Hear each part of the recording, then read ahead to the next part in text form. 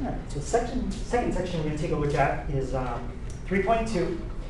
And it's really on a couple different topics that all kind of connect.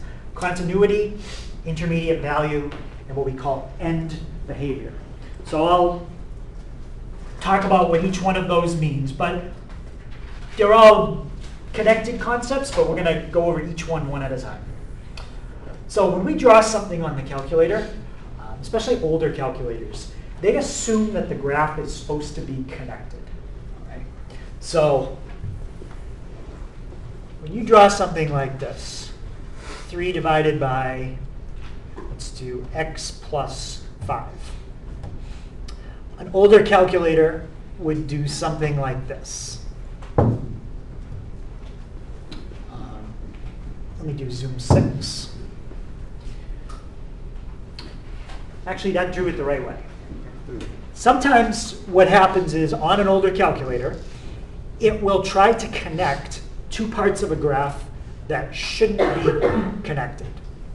Let me try. OK, that's what I was hoping for. I don't know why I did it right last time, but that's wrong. Okay? It's trying to connect these two parts, and there is no connection. So newer calculators have a setting under Format to detect asymptotes. Okay, asymptotes can cause your graph to have a break in it. And it breaks it into two pieces that shouldn't be connected. It draws it a little bit slower when it's detecting asymptotes, but that is how the graph should look. Okay, on an older calculator, it's going to connect it no matter what. You don't have that detect asymptote option. So I think on the one you showed me earlier, you don't have that. So we got to be careful when we draw things, whether or not we should be connecting two parts of a graph or not connecting them. So actually, that's the one that I just drew for you, or something very similar. Okay. It is actually two separate pieces of a graph that are not connected. And they're not connected at the number 3. Because if you plug in 3 for x, what would that cause you to do right there? Yeah. Divide by 0. Right, divide by 0. Anytime you divide by 0, that causes some type of break in your graph. Sometimes it's a vertical asymptote, sometimes it's a little different. Okay, but it causes you to basically have to like pick up your pencil and put it back down on a new spot on the paper and continue drawing. Let's graph the integer function. So math, number, and then it's the 5th option down. I think we've done this one before. It looks like a set of steps. Okay, people remember that one from before? Okay, so that looks like a set of steps, and it's because it's rounding every answer to the nearest integer that's less than or equal to a number. So you don't get any decimals in the integer function. Because you don't get any decimals and you have to skip them all, that graph can only be drawn in sections at a time by picking your pencil up and then putting it back down. Now let's look at this one. X squared minus 2x plus 4. If I wanted to draw this graph, are there any sections where I have to pick up what I'm drawing with and put it back down somewhere else? Or can I draw that whole thing without ever lifting up what I'm drawing with? Yeah? You can just do it without lifting your pencil. Yeah, you can draw that whole thing without lifting your pencil. So the last one is different than the first two. The first two, you couldn't do that. The last one, you can. Okay? And there's a name for that idea. Okay? It's called continuity.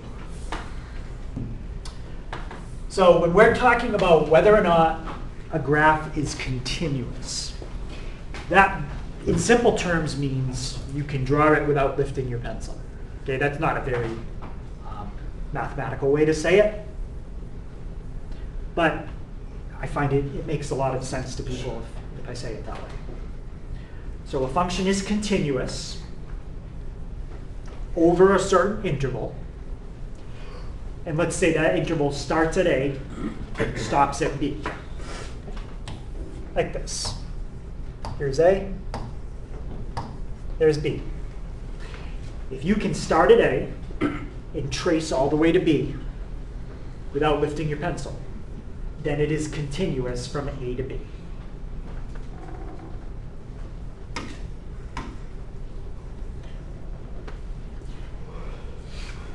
Here's another graph.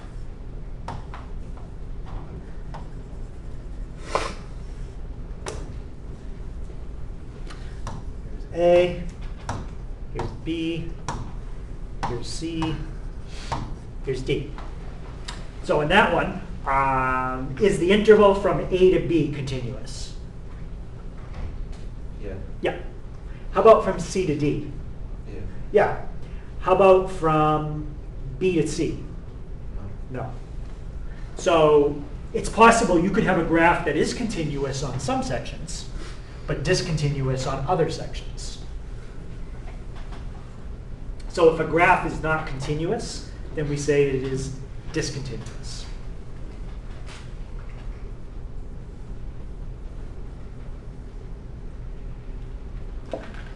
Some graphs are continuous everywhere. Like if you draw a parabola, parabolas are continuous all the time.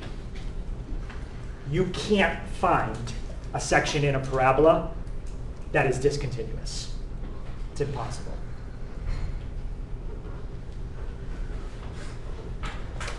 Any question on that idea of being able to trace between a starting point and a stopping point, never lifting your pencil, and having that mean that the graph is continuous?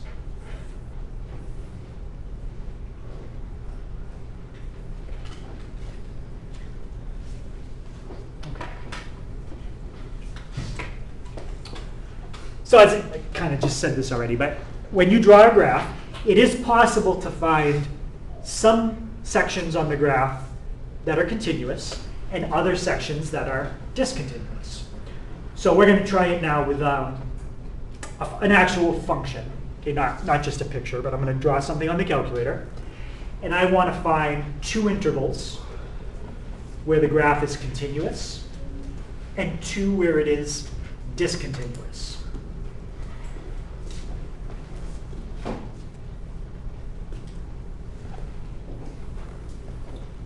So the graph that we're going to look at is 1 divided by x. What number are you not allowed to plug into that? 0. You can't plug in 0. So that's where the discontinuity is. So any interval that starts before 0 and stops after 0 is going to be discontinuous. So basically, anytime you try to go from a negative to a positive, you'll have a discontinuity. Let's do zoom 6.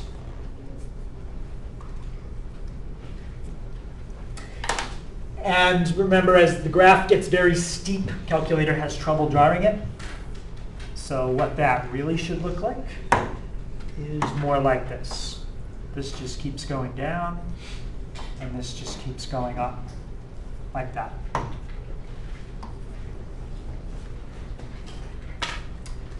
All right, so can somebody name an interval where this graph is continuous? So you just have to tell me where to start, where to stop on the x-axis. Yeah?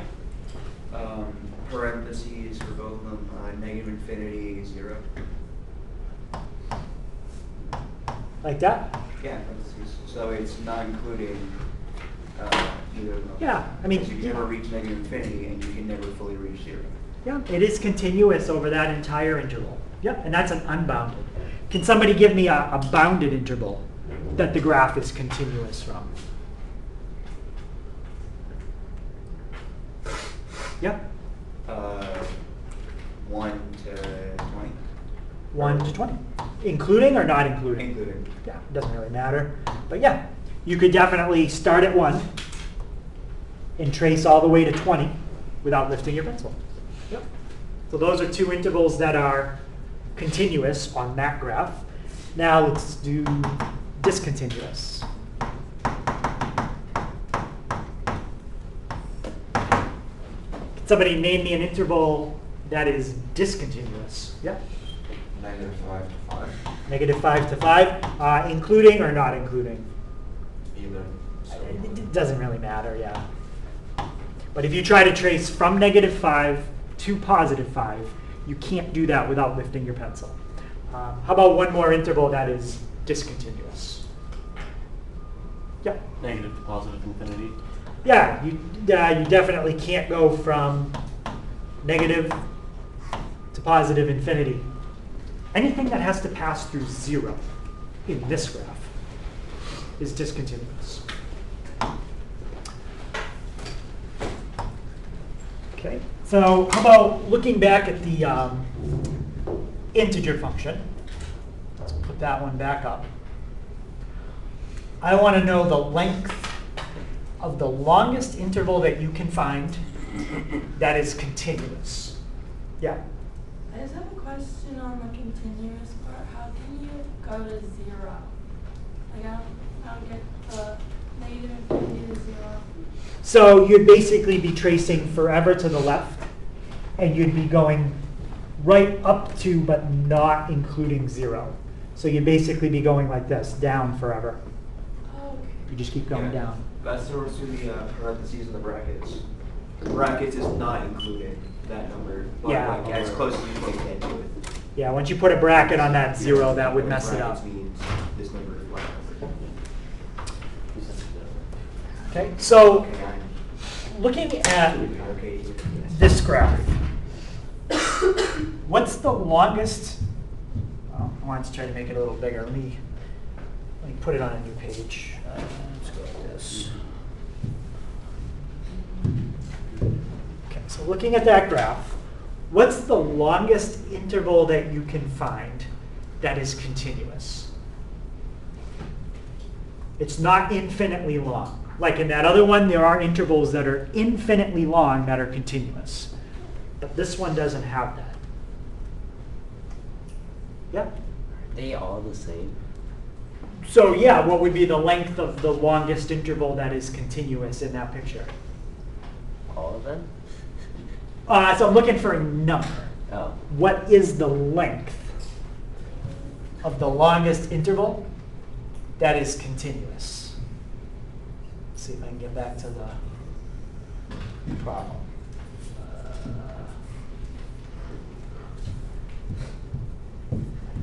Oh, it's under there somewhere. Yeah, it's 1. Let's put this back.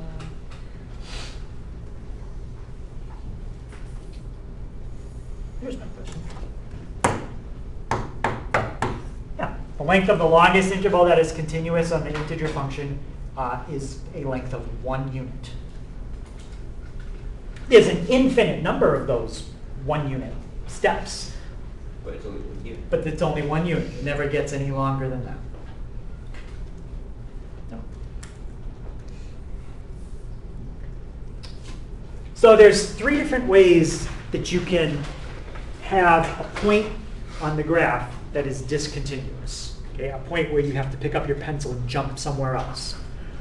One way you can do it is if you have an undefined value. Okay? An undefined value in a graph can happen when you divide by 0. So the graph is just not defined at that value. Another way you can have a discontinuity in a graph is like in the integer function.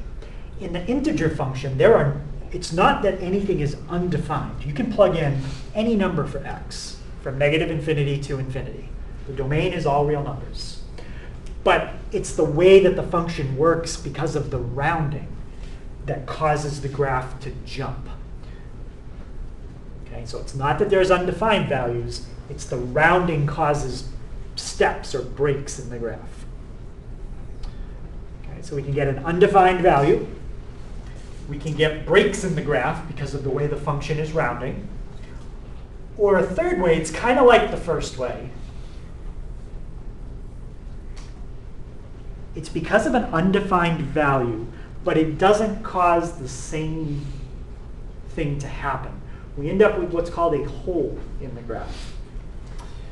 So when we graph this one, 1 divided by x, we had a graph that was very clearly in two separate pieces.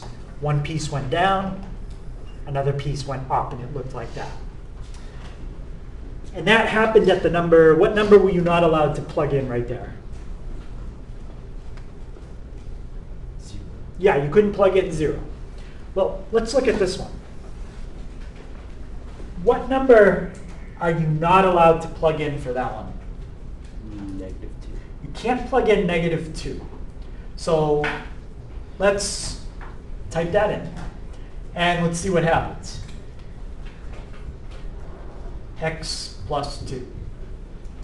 I'm going to do zoom 6.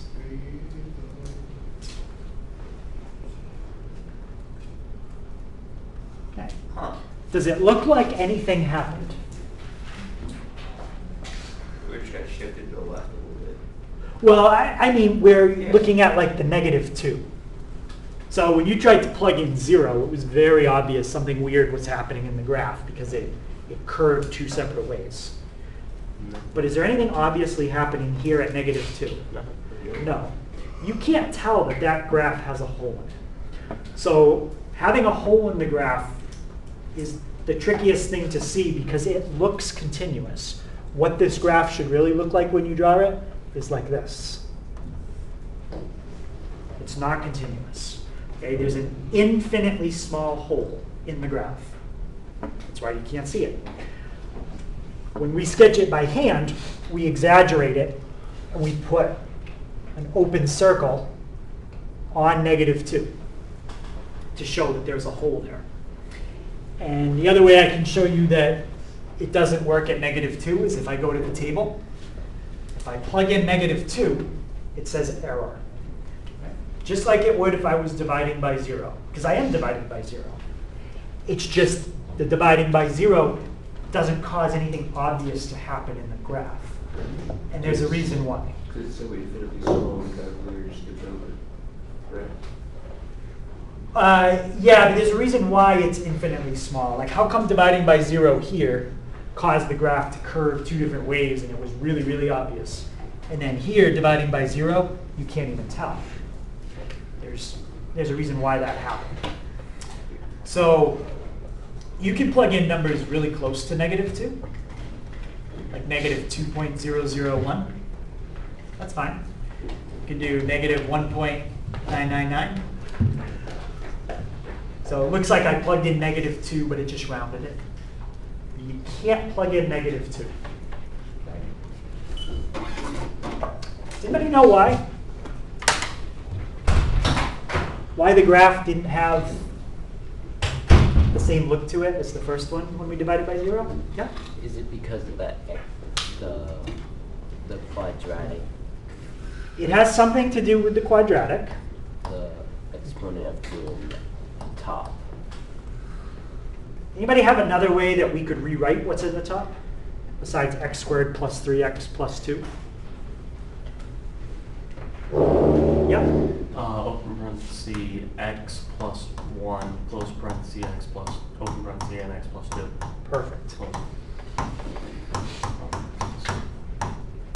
What do you notice now? Yeah? The x plus 2 and x plus 2 cancel out, so it's kind of just x plus 1 over 1. Right, it's kind of like the x plus 2's cancel out, and what you're basically left with is this graph that's just x plus 1. And if I graph x plus 1, it looks almost the same. Actually, it looks exactly the same, but it's not. The difference between the red and the blue one is the blue one had a hole in it. So just because these cancel out doesn't mean you can now just plug in -2 for x and you're okay. You're still not okay. That's when you get a hole in the graph. If the numerator factors and one of the factors is the same as what's in the bottom, that causes a hole in the graph. So the only way to see a hole is looking back at the original equation and factoring it out. If I gave you that picture, you can't tell that there's a hole in it. Okay, so you have to do the algebra to see it. Now, if I mess it up just a little bit, instead of making it x squared plus 3x plus 2, make it x squared plus 3x plus 3. Now I messed up the top so it doesn't factor. It's not going to have x plus 2 as a factor in the top anymore. So now when you graph it, it's going to be really obvious that it doesn't connect anymore. All right? So that hole is a very special thing that happens when you have common factors.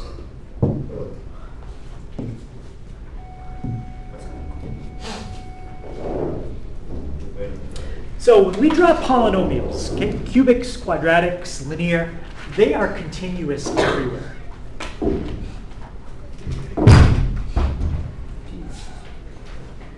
Okay, that is not a polynomial. First of all, polynomials can't have letters in the bottom. That's why it's not a polynomial. So without having any letters in the bottom, without having any letters under square roots, those are the two things that would cause problems in the domain. Those never happen when you're drawing polynomials. That means you can draw from the beginning to the end of every polynomial that we do. If something is continuous at every single point, okay, meaning it's impossible to find somewhere where it is discontinuous, that's called a continuous function. So in a continuous function, it is impossible to find any discontinuities because there are none.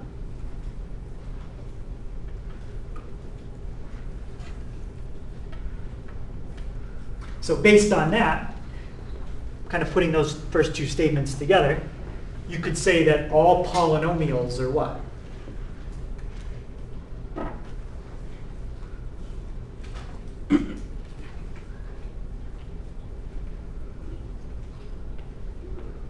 Yep.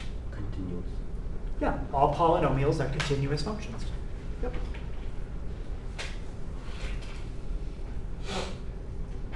And that's why the domain of all polynomials is all real numbers.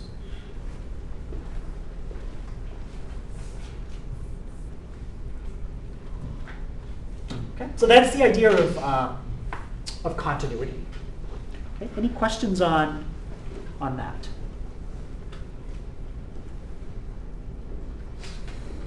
Okay, so now the second idea is called intermediate value.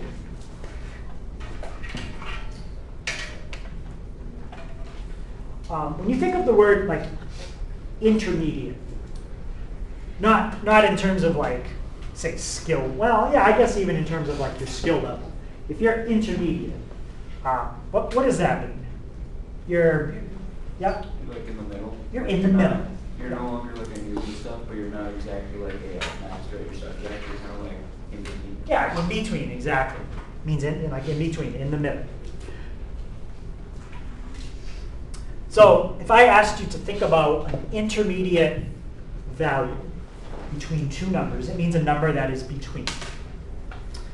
So let's think about an example where you've got water at room temperature. Let's say the water is like 70 degrees. And you're going to heat it up to boiling, 212. As the water heats up from 70 to 212, how many different temperatures will it go through in between?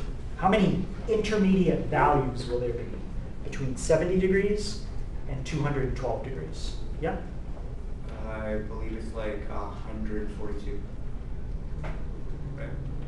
No, not 142. Yeah? Would it be infinite? It would be infinite because there will be some point where the temperature is exactly 70.6.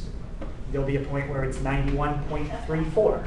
It's going to go through every single possible number between 70 and 212 without skipping any. It can't skip a temperature as it's heating up. So it goes through infinitely many temperatures. Now, if you compare that to me like counting how many people are in the room, 1, 2, 3, 4, 5, 6, 7, and say I count up to 20. Am I counting every single intermediate value between 1 and 20? No, I'm skipping a lot of numbers. Okay. Yeah. You're only doing natural whole numbers? Yeah, I'm only doing like positive integers, whole, yeah. Yep. No, I meant like counting natural numbers. Counting numbers, yeah, counting, yep. So what we want to look at is this property of intermediate value, and we're going to tie it into the idea of being continuous. So water heating from 70 degrees to boiling, that's continuous. Nothing is skipped. Me counting people in class, that's not continuous because I'm skipping numbers, 1, 2, 3. What happened to 2.5, 2.7? Skip them, skip them. So let's say that we have a starting and a stopping value. Could be temperatures, could be people I'm counting, but we're starting somewhere and we're stopping somewhere. If you have a continuous function, then that means you will be able to take on every single value between f of a and f of b. So remember, this is a y value.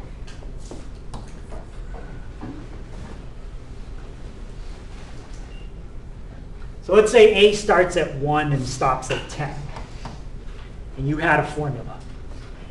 If you plug in 1 into your formula and get the answer, and you plug in 10 into your formula and get the answer, let's say when you plug in 1, you get, I don't know, 5.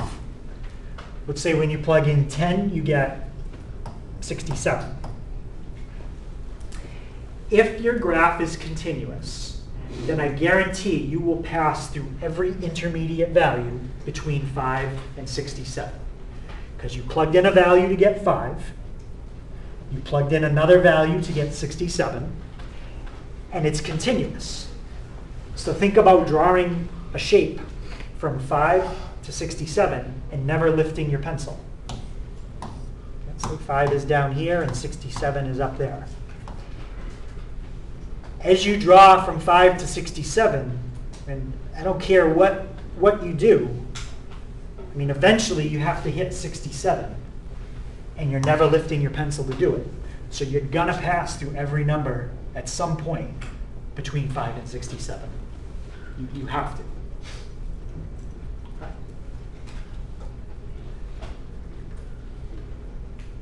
Any question on that idea?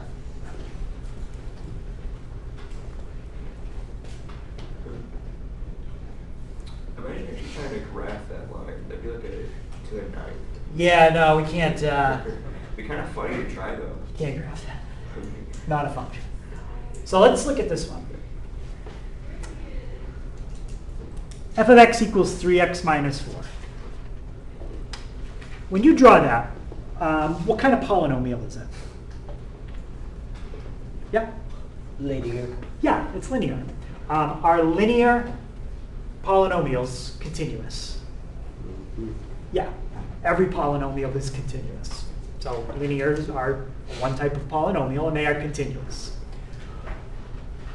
Let's figure out where we're starting and where we're stopping for y values. Okay? These are x values. I want you to look at the interval between -10 and 10, and I want to figure out where I hit 15. Well, the first thing I want to see is, do I even hit 15? If I do, then where? If I don't, then I don't, and I say I never hit 15. Okay? Now, it's a line, so I know I would hit 15 somewhere. But the question is between -10 and 10, do I hit 15? Okay? So let's start by plugging in -10 into f of x. And what do I get if I plug in -10?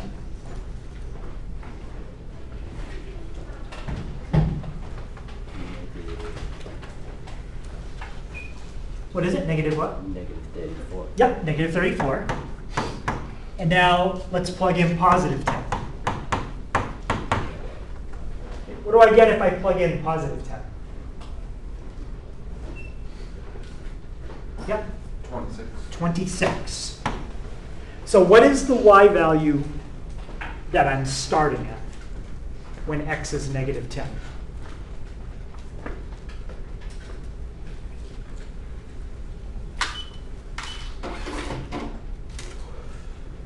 Yep. Starting with one value of -34. I'm starting at a y value of -34, and over that interval, I'm ending at a y value of what? Yep, 26. So I'm going from -34 up to 26. And I'm doing it on something that is continuous. I'm never lifting my pencil as I go from -34 to +26. So what does that mean? If you're tracing from -34 to +26 and you never lift your pencil to do it. Yep. It's continuous. It's continuous, which means what in terms of these numbers? Why is 15 reached?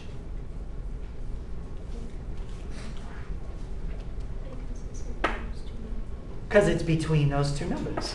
So the idea is that you're continuous, which means you're going to pass through every single number between -34 and +26.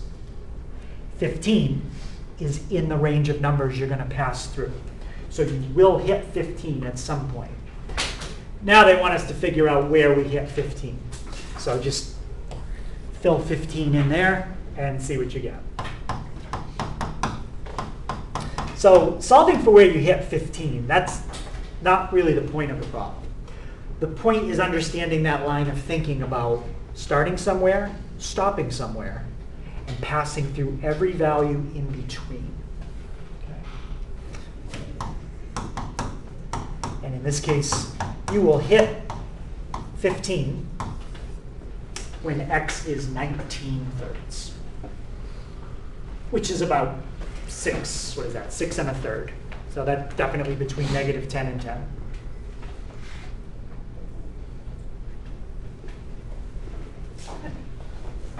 Any question on that one? All right, so now let's try similar idea. Not worried about that one. Let's do that one. So I have that polynomial. It's a 5th degree polynomial.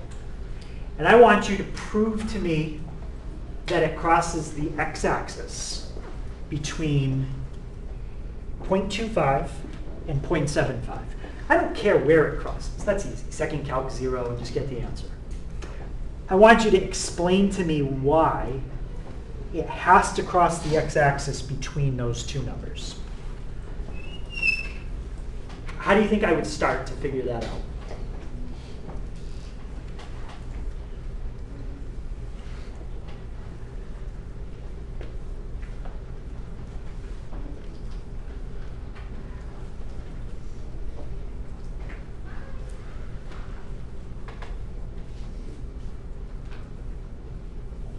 So what number do I want to prove that this graph passes through?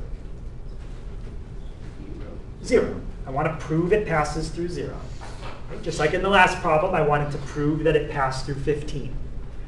So kind of approach this the same way. What do you think you would do first?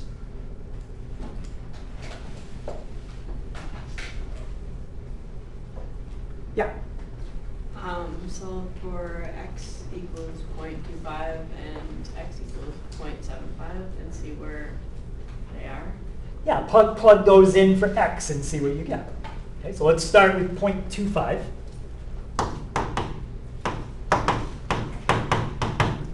All right, I could use the table, but I can probably just do it faster by hand.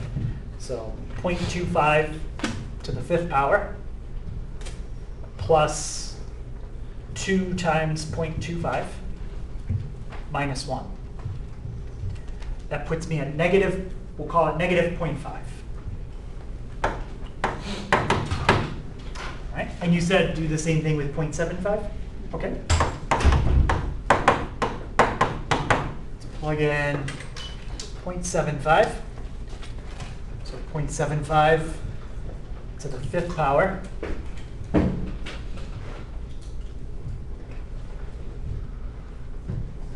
There we go. Plus 2 times 0.75 minus 1. we'll call it 0.74. Okay.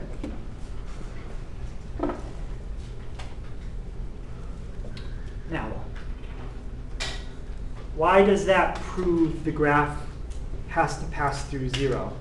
Somewhere between 0.25 and 0.75. Yeah? Because the graph is continuous. Oh wait, let's start to write that down. So, since we have a continuous function, and keep going. 0 falls between -0.5 and 0.74. There's a 0 that you can go. Yeah.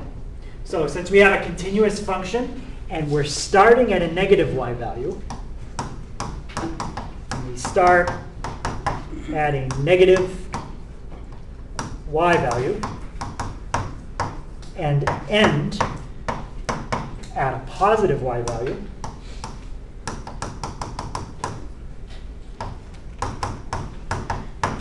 we have to pass through 0 at some point if you go from a negative to a positive without ever lifting your pencil. You have to.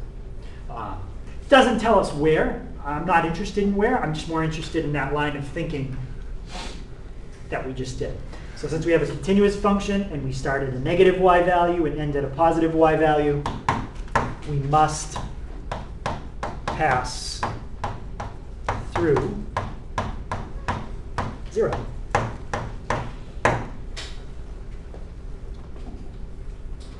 So it's kind of a simple concept, but it's a very important concept to understand that idea. Okay. Any question on that?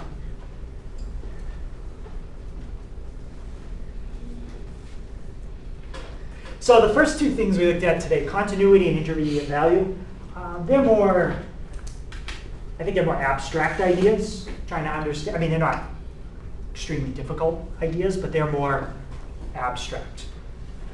Okay, the last thing we're going to look at, which is end behavior, is a very concrete thing. So it's probably the easiest concept out of the three we've done today.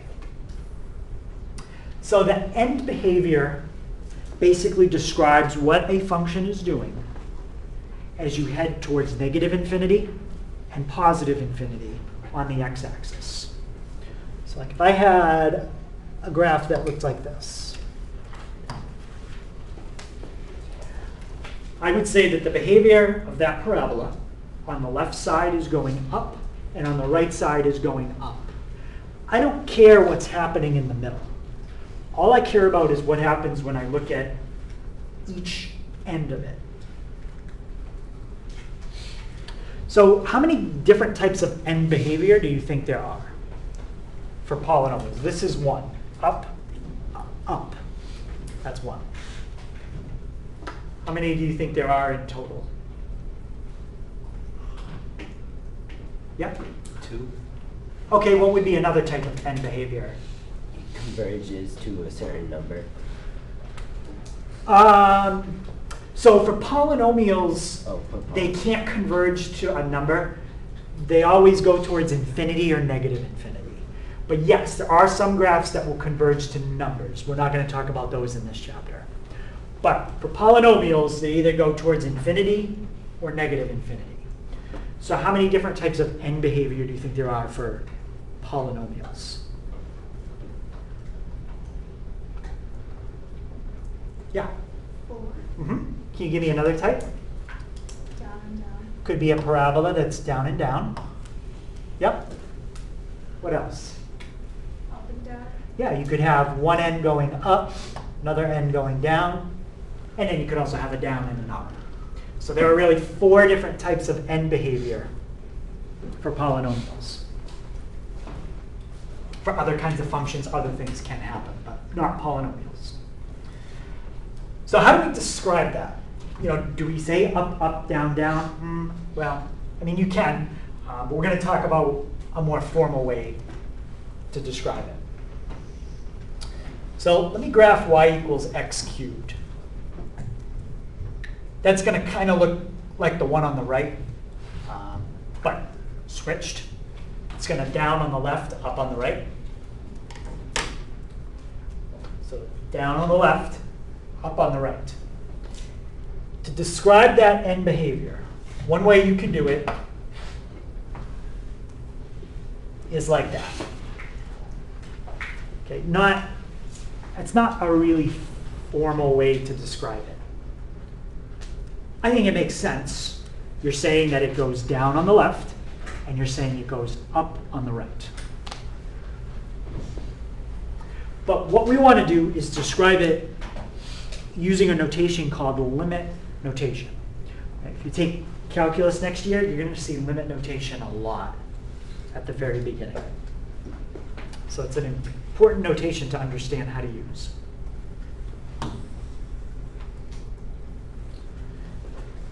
This, that I just put a red box around, is going to describe this. This one, that I put the blue box around, is going to describe that. Okay, so let me show you what it would look like, and then I'll explain it. So the red one is going up, so we're going there, and the left one is going down, so we're going there. Okay, so first of all, how do you read that? Does anybody know how you read that?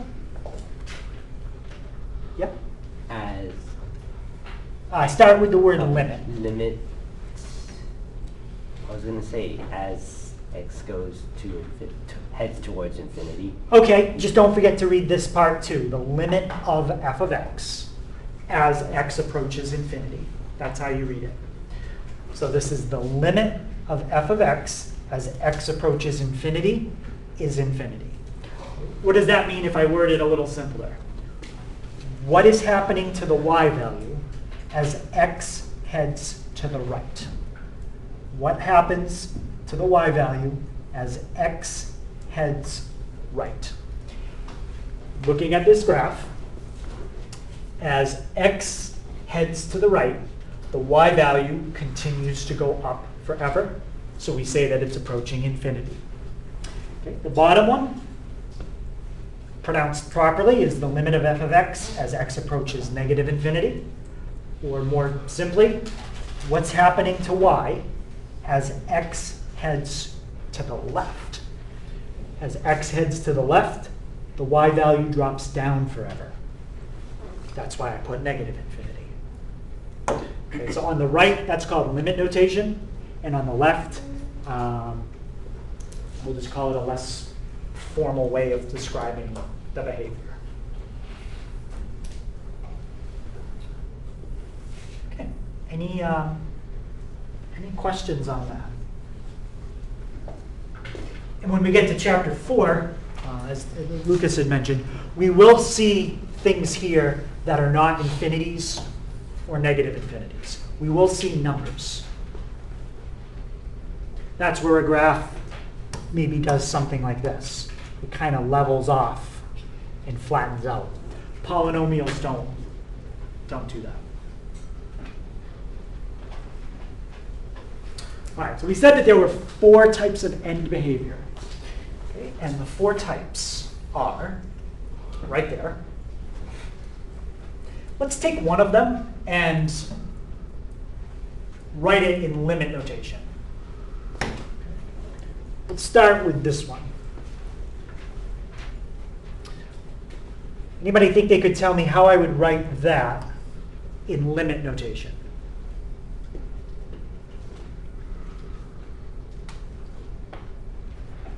Well, what would I start with? If we're going to have limit notation, you got to write the word limit. So you're going to start with the limit. And you're always looking at the y value. What's happening to the y value as x does something? The y value is decreasing. So that's going to go on this side, on the right side. But when you're looking, bless you, at this right box, that describes the behavior as x is going which way? Is it x going to the left or is x going to the right? Yeah? X is approaching infinity. Right. You're looking at what's happening as you're on the right side of that set of parentheses. So x is heading to the right. What happens to the y value?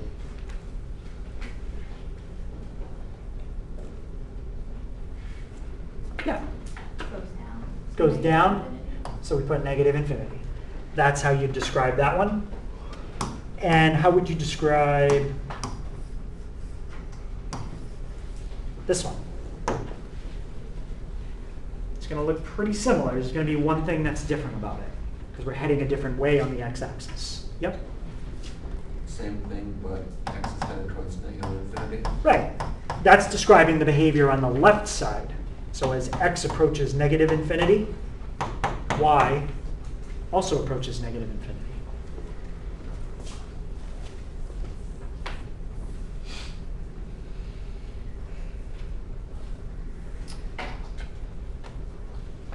All right, so let's see if we can graph and start to figure out a pattern. You should eventually be able to just look at an equation and know the end behavior.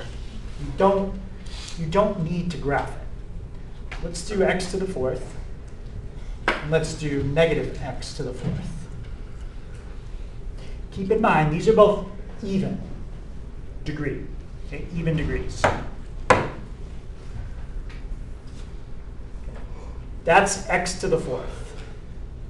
What's the end behavior of the blue one? We could use the arrows. That's fine. Bob, Nick? Down, down.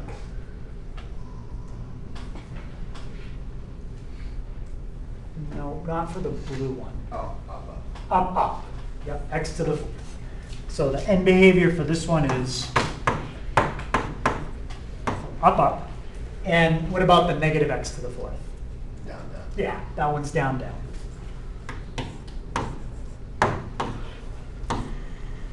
X squared would be the same thing. If I put in x squared, that has exactly the same end behavior as x to the fourth. Up, up.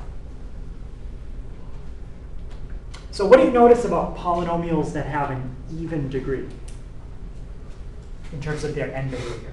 Both of their end behaviors are the same, either up or down, down. Right, both of them are the same. They're either both up or both down.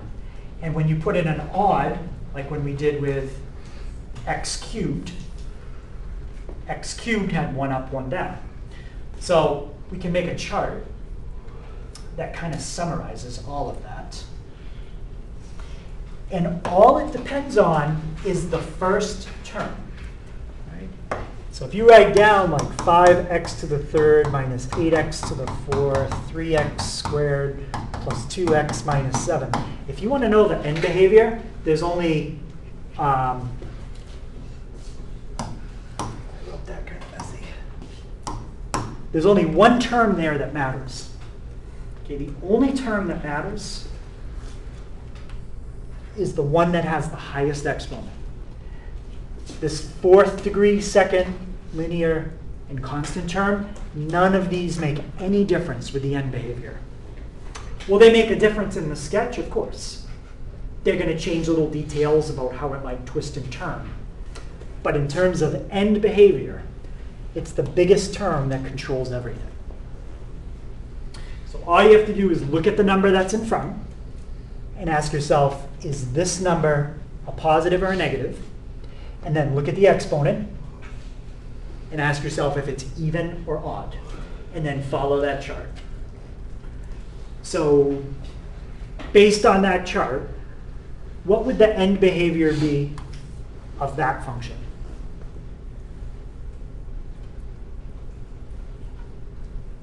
Which one? Yeah, check.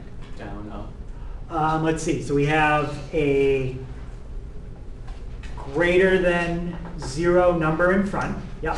And we have an odd exponent. Yep. So it would be this one right here. Down, up. What if I make this a plus 7? What would the end behavior be now? Yeah, It's just the same. it's the same. That has absolutely no effect on it at all.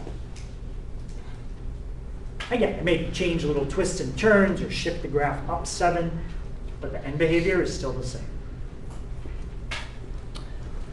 Okay, any questions on that chart?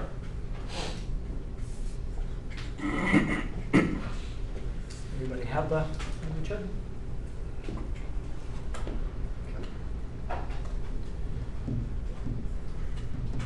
All right, so that term that I said controls everything, that one I circled in the front, 5x to the 5th, that's called the leading term. And that controls what the end behavior is going to look like.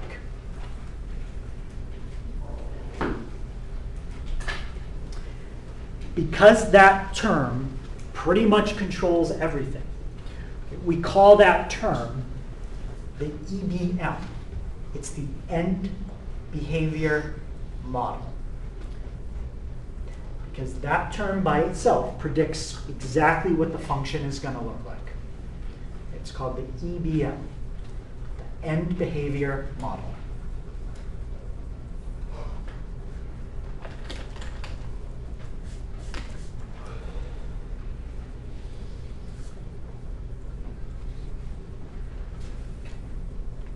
So if you have some really long polynomial, the EBM is just the first term. That's all it is. You can ignore everything else that has a lower exponent. I'm assuming the highest exponent is the first term. So we always assume it's written in descending order. Okay. But the end behavior model is the term with the highest exponent.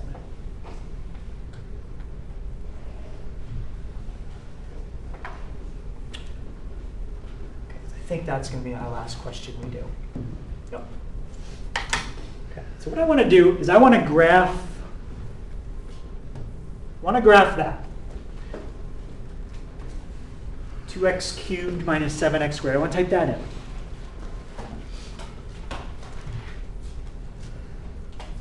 Okay, so 2x cubed minus 7x squared. 2x cubed minus 7x squared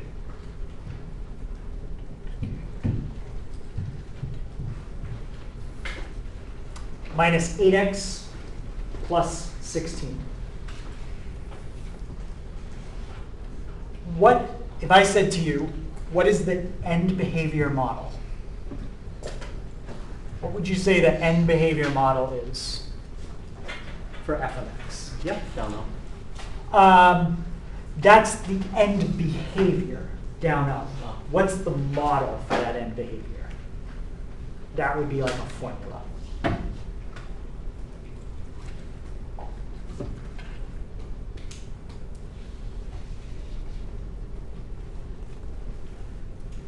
Yeah? Is it just 2x to the third? It's 2x to the third. Yep. So I want to graph that. End behavior. Put it on y2. I accidentally put it on y3. So I want to graph the function, and I want to graph its end behavior model. And the first time I want to graph it, I want to do a window of -8 to 8. So let's do -8 to 8, and let's do -100 to 100. And let's see how close the end behavior model and the original function compare to each other. Okay, so here's the original f of x. And let's see how g of x compares to it.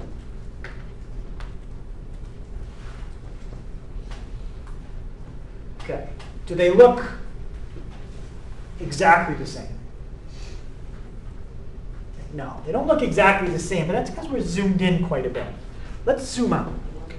The goal is, if you zoom out enough, the end behavior model should look almost identical to the original function, okay, if you zoom out. So let's go -40 to 40, and let's do -10,000 to 10,000. Now let's look at how f of x and its EBM compare to each other. so there's the original. And here's the end behavior model. How do the blue and the black one compare now? Really close. Yeah, they're much closer. Okay? And if I kept zooming out enough, eventually they would look identical. All right, so that's the idea. The EBM predicts exactly what it's going to look like if you were to zoom really far out. All the little twists and turns that that one's taking in the middle, no, the EBM isn't going to do all the little twists in the middle. But big picture, it's going to look the same on the ends. Yep. All right, so last one, we're not going to graph it. I just want you to tell me what's the EBM of that problem. Yeah. Negative 1/2 of x plus 4. Yeah. I'll just leave it as a decimal since that's what they did. So that's my EBM. Now I want to know the end behavior itself. You could just use the arrows. I'm not going to do limit notation right now. What would the end behavior look like for something like that? Yeah. Down, down. Yep. They're both in the same direction, and it's a down and a down. So that's continuity, intermediate value, and then end behavior. I guess end behavior is kind of separate, but continuity and intermediate value go together. Any questions on that? Okay. So that is the homework for tonight. So on page 161. Tomorrow we'll go over that. We've got 3-3, and then 3-4 will be on Thursday, and I plan on being after school for extra help on Thursday as well.